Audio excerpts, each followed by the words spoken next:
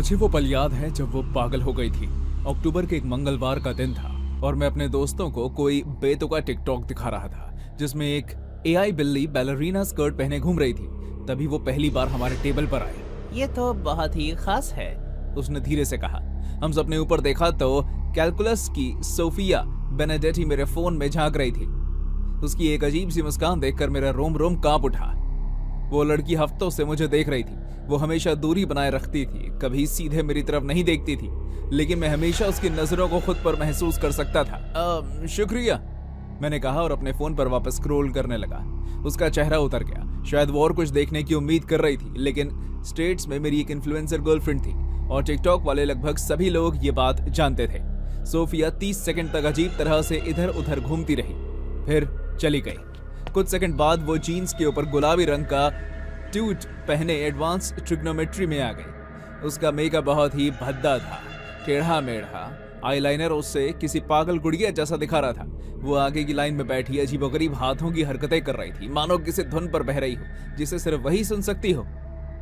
क्या उसका ब्रेकडाउन हो रहा है? लूका फुसफुसाया। मैंने कंधे उचका दिए, लेकिन जब भी मेरी नजर उससे मिलती वो मुझे देखकर मुस्कुरा देती। ये दोपहर के खाने से पहले की बात है। मैंने देखा कि सोफिया अपने सर पर कैपुचिनो की कैप बैलेंस करते हुए हॉलवे में घूम रही थी। कैपुचिनो यहाँ धमाका बचाने वाली है। वो खिलखिलाकर हंसी, जिससे सबका ध्यान उसकी ओर खिंच गया। वो घूमते हुए चुस्कियां लेती, एक बूंद भी नहीं गिराती, और वो जितनी अजीब हरकतें करती जाती लोग उस पर उतना ही ज्यादा ध्यान देते। बच्चे ने उसे चारों ओर से घेर कर वीडियो बनाना शुरू कर दिया। मेन कैरेक्टर एनर्जी जैसे कैप्शन के साथ क्लिप पोस्ट करने लगे, लेकिन उनकी हंसी में एक अलग ही तीखापन था। सबको अंदाजा हो गया था कि उसके साथ कुछ गड़बड़ है। मैं हॉलवे से बचकर निकल गया ताकि उसे टकरा न जाऊं, लेकिन जैसे ही मैं दाएं मुड़ा मैंने उसे कोने में ऐसे खड़ा पाया जैसे वो मेरा इंतजार कर रही हो। वो पास आई और उसने मुझे एक कुकी देते हुए कहा, तुम वो डोपामीन हो जिसकी मुझे लत लग गई है। तुम्हारे साथ वायरल होने का इंतजार नहीं कर सकती। मैं उसकी बकवास से तंग आ गया था। मैंने कुकी जमीन पर फेंक दी और चिल्लाया, सोफिया, तुम्हें यह सब बंद करना होगा, मेरी गर्लफ्रेंड है। सब रुक गए और हमें घूरने लगे। मुझे कुछ लड़कियों की आवाजें सुनाई दे रही थी जो सोफिया पर हंस रही थी। मुझे लगा कि वो चली जाएगी, लेकिन उसने अपना सर झुकाते हुए पूछा, क्या बंद करना होगा? ये सब मिस बैलरीना कैपुचिनो वाला मामला। तुम तो मजाक बन गई हो सोफिया, लोग तुम पर हंस रहे हैं। मुस्कुराते हुए उसका चेहरा जम गया। एक पल के लिए मुझे अफसोस हुआ जब उसकी आंखें दुख और शर्मिंदगी से भर गई, लेकिन उसने फौरन अपना मुखौटा उतार दिया था। मजाक? मैं ये नहीं कह सकती कि मुझे कोई फर्क नहीं पड़ता जब तक मैं तुम्हें हंसाने में कामयाब रहूं। तुम्हें पता है कि मुझे इससे कभी हंसी नहीं आएगी। सोफिया मुझे घूर रही थी, मानो उसे समझ नहीं आ रहा हो कि वो रोए या चीखे, लेकिन उसने कुछ नहीं किया। वो बस मुड़कर चली गई। अगली 2 क्लासें बहुत ही खराब रही। सोफिया के मैसेज से मेरा फोन बजता ही रहा। एक के बाद एक नोटिफिकेशंस आते रहे। मैं जितना उससे दूर जाना चाहता वो उतना मेरे पास आती रहती। तुमने मुझे दुख पहुंचाया है। मैं तुम्हें दिखाऊंगी कि मैं तुमसे कितना प्यार करती हूँ। मैंने उसे ब्लॉक कर दिया, ये सोचकर कि उससे छुटकारा पाने का यही सबसे अच्छा तरीका है। मैं प्रिंसिपल के पास जाने के लिए तैयार था। मैंने कैफेटेरिया में लंच भी छोड़ दिया और लाइब्रेरी में खाना खाया। मैं उम्मीद करता रहा कि मैं उसे ना देखूं। मैं बस यही चाहता था कि दिन खत्म हो जाए ताकि मैं घर जाकर अपनी गर्लफ्रेंड से बात कर सकूं। अचानक लूका दौड़ता हुआ लाइब्रेरी में आया। वो घबराया हुआ लग रहा था। मार्को, सोफिया, वो कैफेटेरिया में एक मेज पर है, तो तुझे आना ही होगा यार। मेरी रगों में खून जम गया। मेज पर क्या मतलब है? बस आजा यार तू। मैं धड़कते दिल के साथ हॉल में भागा। कैफेटेरिया पहुंचने से पहले ही चीखने, चिल्लाने और कुर्सियों के जमीन से टकराने की आवाजें हवा में गूंजने लगी। सोफिया बीच वाली मेज पर खड़ी थी, अभी भी अपना ट्यूटू पहने हुए किसी इंसान के बस से ज्यादा तेजी से घूम रही थी। उसका फोन उसकी कलाई पर टेप से चिपका हुआ था। कुछ नाइट को रिमिक्स गान फाड़ देने वाली आवाज में बज रहे थे। सभी लोग दीवारों से टिके हुए थे, फोन निकाले हुए थे, लेकिन उनके चेहरे डर से रंगे हुए थे। उसके दाहिनी हाथ में कॉफी का एक भाप से भरा मग था। सेम्स और सिग्मास ध्यान दें, बैलरीना कैपुचिनो अपनी लाइफ की सबसे बेहतरीन परफॉर्मेंस देने वाली है। उसकी नजर कमरे के आसपास मेरी आंखों से मिली और उन पर टिक गई। ये सब तुम्हारे लिए है मार्को, ये सब तुम्हारे लिए है। मेरे अंदर का रोम रोम खतरे की चेतावनी दे रहा था, लेकिन मैं ना तो हिल पा रहा था और ना ही सांस ले पा रहा था। इससे पहले कि कोई कुछ समझ पाता कि क्या हो रहा है, उसने ढक्कन फाड़ दी और पूरा कप अपनी खोपड़ी पर उड़ेल दिया। उसके गले से निकली चीख इंसानी नहीं थी। कॉफी उबल रही थी, उसके सर से भाप उठ रही थी जैसे आग लगी है, लेकिन वो डालती रही, जबकि उसकी खोपड़ी पर छाले पड़ने और छिलने लगे थे। क्या अभी तुम्हें लगता है कि मैं मजाक हूँ मार्को? वो हंसी, उसके चेहरे पर खून और कॉफी बह रही थी। क्या अभी तुम्हें लगता है कि मैं बेवकूफ हूँ? सभी लोग दौड़ रहे थे और चीख रहे थे, लेकिन मैं तो जैसे उसी जगह जम गया था। उसने पूरा कप अपने ऊपर खाली कर दिया। उसकी त्वचा छिल छिल कर नीचे का कच्चा मांस दिखाई दे रहा था। उसके बाद वो उस भयानक हालत में चक्कर खाने लगी। हमारे टीचर्स को बीच बचाव करना पड़ा, लेकिन सोफिया को देखकर वो भी डर गए। किसी को यकीन नहीं हो रहा था कि खून और जलन से लथपथ एक लड़की इतनी तेजी से कैसे चक्कर खा सकती है। आखिरकार वो जमीन पर गिर पड़ी। उसकी आंखें अभी भी खुली थी और वो मुझे घूर रही थी। मैं भी नजरें नहीं हटा पा रहा था। उसका चेहरा पहचान में नहीं आ रहा था, लेकिन फिर भी वो मुझे देखकर मुस्कुराई और फिर अपनी उखड़ी हुई सांसों में फुसफुसाई। वो मुझे याद रखेगा, वो मुझे याद रखेगा हमेशा के लिए। फिर वो शांत हो गई। कहते हैं कि वो बच गई और उसे कुछ समय के लिए पागलखाने भेज दिया गया। मुझे पता ही नहीं चला। उसके बाहर आने से पहले मैं कॉलेज चला गया था। मैंने अपना नंबर बदल दिया और अपने सारा सोशल मीडिया अकाउंट डिलीट कर दिया। लेकिन कभी कभी देर रात को मैं अब भी अपने दिमाग में उसकी खिलखिलाहट सुनता हूँ। और सबसे बड़ी बात, वो सही थी। मुझे वो हर दिन याद आती है, जब भी मैं कैपुचिनो का कप देखता हूँ, जब भी मैं म्यूजिक सुनता हूँ, जब भी कोई मासूमियत से घूमता है। मैं उस कैफेटेरिया में वापस चला जाता हूँ, सोफिया बेनेडेटी को मेरा ध्यान खींचने के लिए खुद को बर्बाद करते हुए देखता हूँ। मुझे मेरी रूममेट माया की बात मान लेनी चाहिए थी जब उसने मुझे रात की क्लासेस के बाद अकेले घूमने से मना किया था। वो कैंपस में लड़कियों के लापता होने के मामले को लेकर बहुत टेंशन में थी। 6 महीने में 3 लड़कियां और सभी शाम के साइकोलॉजी के लेक्चर के बाद गायब हो गई। यूनिवर्सिटी ने इसे किसी तरह छुपाए रखा था, लेकिन माया जैसे स्टूडेंट्स के पास अंदरूनी जानकारियां पाने का एक तरीका होता है। लेकिन मैं रात के 9:47 बजे एक बंद पड़े फोन के साथ ठीक उसी रास्ते पर चल रही थी जहां सारा बर्न, मोनिका रिवेरा और एशले पाक को आखिरी बार जिंदा देखा गया था। प्रोफेसर स्कॉट का लेक्चर फिर से देर से शुरू हुआ था और मुझे कल के नोट्स बनाने में उनकी मदद करने के लिए रुकना पड़ा। जैसे ही मैं सुनसान सड़कों पर चल रही थी, नवंबर की ठंड मेरी जैकेट को चाकों की तरह चीर रही थी। इमारत के पीछे उन पुराने ओक के पेड़ों ने अंधेरे की एक दीवार बना दी। जंगल मीलों तक फैला हुआ था, इतना घना कि कुछ भी छिप सकता था। अचानक मैंने अपने पीछे किसी के कदमों की आहट सुनी। वो धीमे और सोचे समझे लग रहे थे और मेरी स्पीड से स्पीड की नकल करते हुए लग रहे थे। मैंने पलट कर देखा तो मेरे पीछे लगभग 20 फुट की दूरी पर एक लंबा चौड़ा आदमी बिना प्रेस किए हुए सूट पहने खड़ा था। वो मुस्कुरा रहा था, मानो उसने कोई बेकार लॉटरी जीती हो। वो बस मुस्कुरा रहा था। रिज़ भगवान कभी हारता नहीं है। उसने सीटी बजाई इतनी जोर से कि सिर्फ मैं सुन सकूं। मेरा खून बर्फ की तरह जम गया। ऐसा लगा जैसे हवा तेज हो गई। मैं और तेज चलने लगी। वो मेरी स्पीड से अपनी स्पीड मिला रहा था। जब मैंने पीछे मुड़कर देखा तो मैंने देखा कि उसने अपना फोन मेरी तरफ कैमरा करके पकड़ा हुआ था। नीली लाइट उसके दाढ़ी वाले चेहरे पर चमक रही थी और मैं समझ सकती थी कि वो मेरे सोच से ज्यादा बूढ़ा और डरावना था। शायद 30 साल का, और उसकी आंखें बेजान थी। तुम मेरी बेबी हो, उसने पुकारा। मुझसे दूर मत भागो, बस मेरे पास आओ जाने मन। मैंने पहले भी देखा था। माया ने मुझे बिना इजाजत के लड़कियों का पीछा करने और उनकी वीडियो बनाने वाले टिकटॉक वीडियोस दिखाए थे। बिना एक पल गवाए मैंने अपना फोन ढूंढा और उस वक्त मुझे याद आया कि वो बंद हो चुका था। जैसे मुझे एहसास हुआ कि हम उस जगह पर कितने अकेले थे, मेरे गले में घबराहट सी दौड़ गई। मेरे दाहिने ओर जंगल फैला था, बाईं ओर खाली बिल्डिंग्स थी और कम से कम 4 ब्लॉक तक मुझे किसी भी मेन सड़क या इंसान के होने की उम्मीद नहीं लग रही थी। चलो इसे और मुश्किल मत बनाओ यार, उसने जीप चटकाई।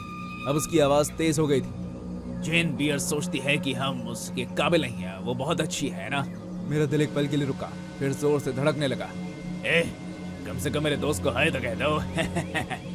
वो हंसा।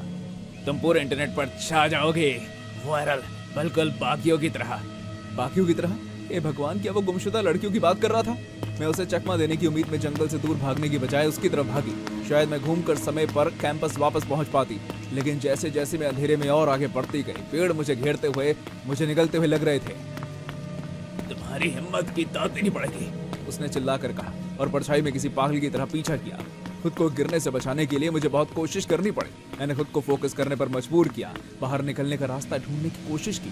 तभी मुझे एक बात याद आई जो माया ने बताई थी। हमारे स्टूडेंट आईडी ऐप का एक इमरजेंसी फीचर फोन बंद होने पर भी पैनिक बटन कैंपस सिक्योरिटी को मेरी लोकेशन बता देता था। मैंने अपना फोन निकाला और दुआ की कि थोड़ी बैटरी हो। इमरजेंसी बटन दबाते ही स्क्रीन चमक उठी, फिर उसकी तरफ मुड़ी। मैं चिल्लाई, मैंने कैंपस सिक्योरिटी को फोन कर दिया है, उन्हें पता है कि मैं यहाँ हूँ। एल रेस बिगड़ैल खिलाड़ी होने के लिए। वो गुर्राया। पेड़ों की सरसराहट से ब्लेड की हल्की क्लिक की आवाज गूंजी तो मैं कांप उठी। वैसे अपने फॉलोअर्स के लिए थोड़ा और खास बनाना चाहूंगा। चाकू छोटा था पर धारदार था। धार पर गहरे दाग थे जिनसे मुझे उल्टी आ रही थी। बिना किसी हिचकिचाहट के उसने उसे अपनी बाह पर दबाया और अपनी त्वचा पर एल का निशान बना दिया। उसके हाथ से खून बहने लगा, लेकिन उसकी मुस्कान नहीं रुकी। उसने अपनी त्वचा से खून चाटा और फिर कहा, देखो मैं कितना डेडिकेटेड हूँ। बाकियों ने मेरी कमिटमेंट की कदर नहीं की थी, लेकिन मुझे लगता है तुम जरूर करोगी। मैं फिर से दौड़ने लगी। मुझे पता था कि अगर उसने मुझे पकड़ लिया तो मेरा अंत हो जाएगा। वो लगातार चिल्ला रहा था कि रुको और अपने फॉलोअर्स के लिए पोज दो, लेकिन मैं जिस भी दिशा में जाऊं मुझे बस पेड़ों की अंतहीन कतार दिखाई दे रही थी। रेस भगवान जो चाहता है ले लेता है, वो चिल्लाया।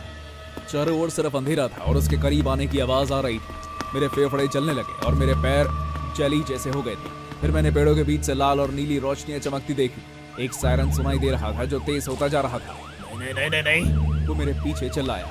हम बस अच्छे हिस्से में पहुंच रहे थे। जैसे ही 2 पेट्रोल गाड़ियां आकर रुकी, मैं लड़खड़ाते हुए गिर गई। अधिकारियों ने हथियार निकाले हुए थे। टॉर्च की रोशनी अंधेरे को चीर रही थी। जेनिफर मॉरिसन, एक ने पुकारा, कैंपस सुरक्षा को तुम्हारा इमरजेंसी अलर्ट मिल गया है। मैं राहत की सांस लेते हुए गिर पड़ी। उन्होंने उसे मुझसे 20 फीट पीछे से पकड़ लिया। उसके हाथ में अभी भी खून से सना चाकू था और वो मुस्कुरा रहा था। जैसे उन्होंने उस आदमी को हथकड़ी लगाई, मैंने एक पुलिस अधिकारी को रेडियो पर कहते सुना, हमने उसे पकड़ लिया है, टिकटॉक किलर मार्कस वेब। बाद में स्टेशन पर उन्होंने मुझे उसका फोन दिखाया। हमारे पास घंटों की फुटेज थी जिसमें लड़कियां अकेले चल रही थी, डर कर भाग रही थी और बख्श दिए जाने की भीख मांग रही थी। वो डार्क वेब पर एक फोरम चलाता था जहां वो अपने विक्टिम्स के आखिरी पलों की तस्वीरें अपलोड करता था। उसके फॉलोअर्स की संख्या लाखों में थी। लोग सच में इसे देखते थे, पैसे दांव पर लगाते थे और इसका मजा लेते थे। ऑफिसर विलियम्स ने कहा कि वो कई राज्यों में उसका पीछा कर रहे थे। मुझे 7वां विक्टिम माना जा रहा था। उन्हें 2 दिन बाद लाशें मिली। सभी उन जंगलों में दफन थी। नक्काशीदार लकड़ी के खंभों से निशान लगी हुई कब्रें। मुकदमा एक सर्कस जैसा था। उसके वकीलों ने प्रदर्शन कला और मानसिक बीमारी का दावा किया, लेकिन सबूत भारी थे। घंटों की फुटेज में उसे महिलाओं का पीछा करते हुए दिखाया गया था, जबकि उसके दर्शक तालियां बजा रहे थे। उसे बिना पैरोल के ताउम्र जेल की सजा मिली। उसके टिकटॉक पर बैन लगा दिया गया, लेकिन उसके वीडियो अभी भी मौजूद हैं। इंटरनेट के अंधेरे कोनों में शेयर किए जा रहे हैं। मैं अब अकेली नहीं चलती, कभी नहीं।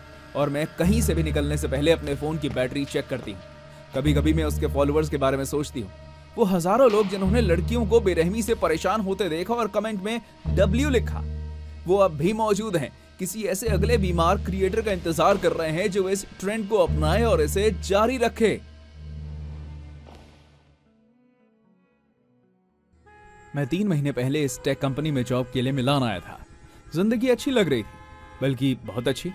मुझे इटालियन मीम्स और अजीबोगरीब इंटरनेट की चीजों की लत लग गई थी, इसलिए यहाँ रहना बिल्कुल वैसा ही डोपामिन हिट था जैसे ये जगह वादा करती थी। लेकिन 23 साल का होकर एक विदेशी देश में अकेला रहना बहुत जल्दी अकेलापन महसूस कराता है। मेरे अभी ज्यादा दोस्त नहीं थे और वीकेंड्स अक्सर घर पर कंबल में दुबक कर घंटों इंस्टाग्राम स्क्रॉल करते हुए बीतते थे। तभी लंच के टाइम अकाउंटिंग डिपार्टमेंट से लूसी मेरे पास एक पेट कैरियर लेकर आई। उसके चेहरे पर एक बड़ी मुस्कान थी जो थोड़ी ज्यादा एक्साइटेड लग रही थी। तुमने कहा था तुम्हें एक साथी की बहुत जरूरत है। मुझे तुम्हारे लिए एकदम सही साथी मिल गया है, वो चिल्लाई। जब उसने उसे खोला तो मैंने एक बिल्ली देखी जिसके कॉलर पर डेविड नाम का टैग लटका हुआ था। डेविड किसी भी ऐसी बिल्ली जैसा नहीं था जिसे मैंने पहले कभी देखा था। उसके शरीर पर बिल्कुल बाल नहीं थे और उसकी स्किन लाइट में ट्रांसपेरेंट दिख रही थी। उसकी आंखें सर से बाहर निकली हुई थी जैसे अभी गिर जाएंगी। उसके हाथ पैर उसके शरीर के हिसाब से बहुत ज्यादा लंबे थे। वो ज्यादातर बिल्लियों से बड़ा था। ये अलग है, मैंने उस अजीब जीव को ध्यान से देखते हुए कहा।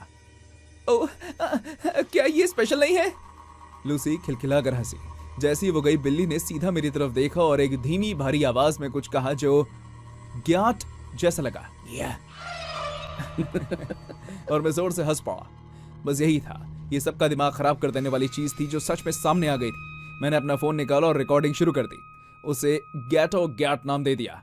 कुछ ही घंटों में वीडियो वायरल हो गया। 500 के व्यूज, हजारों कमेंट्स। लोग इस अजीब इटालियन मीम बिल्ली को देखकर पागल हो रहे थे। मुझे लगा जैसे मुझे इंटरनेट पर सोने की खान मिल गई हो। लेकिन जब मैं घर लौटा तो मैंने देखा कि बिल्ली का बर्ताव और भी अजीब होता जा रहा था। मैंने उसे अपने बेडरूम के दरवाजे पर अपने अजीब तरह से लंबे पंजों से खरोचते हुए देखा और वो अलग अलग आवाजों में ग्याट दोहरा रहा था। कभी कभी आवाज बहुत तेज होती थी और कभी कभी इतनी गहरी कि लगता कि जैसे वो कहीं और से आ रही हो। जब मैं उसे रोकने के लिए चिल्लाया तो वो एकदम शांत हो गया। फिर वो अपने पिछले पैरों पर खड़ा हो गया और अपनी उभरी हुई आंखों से मुझे घूरने लगा। वो पलके भी नहीं झपका रहा था, वो बस घूरे जा रहा था और घूरे जा रहा था और घूरे जा रहा था। इन सब बातों को नजरअंदाज करते हुए मैंने डेविड को खाना खिलाया और डिनर किया। लगभग 12 बजे मैं अपने बिस्तर पर लेटा हुआ था, अपने हॉल के वीडियो पर कमेंट्स देख रहा था। तभी मुझे लिविंग रूम में किसी की आवाज सुनाई दी। हे, एक सेकंड के लिए यहाँ आओ। मेरा गला सूख गया और मेरा दिल जोर से धड़कने लगा। मैं 2 मंजिला घर में अकेला रहता हूँ। जैसे मैं लिविंग रूम में गया मैंने डेविड को कमरे के बीचों बीच पाया। वो फिर से अपने 2 पैरों पर खड़ा था और सिर्फ यही नहीं, वो मुस्कुरा भी रहा था, एक पक्की डरावनी साइको वाली मुस्कान।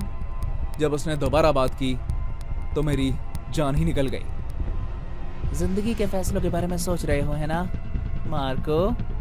वो जीव मेरे करीब आया और अपने दांत दिखाते हुए बोला, तुम्हें मुझे अंदर नहीं आने देना चाहिए था।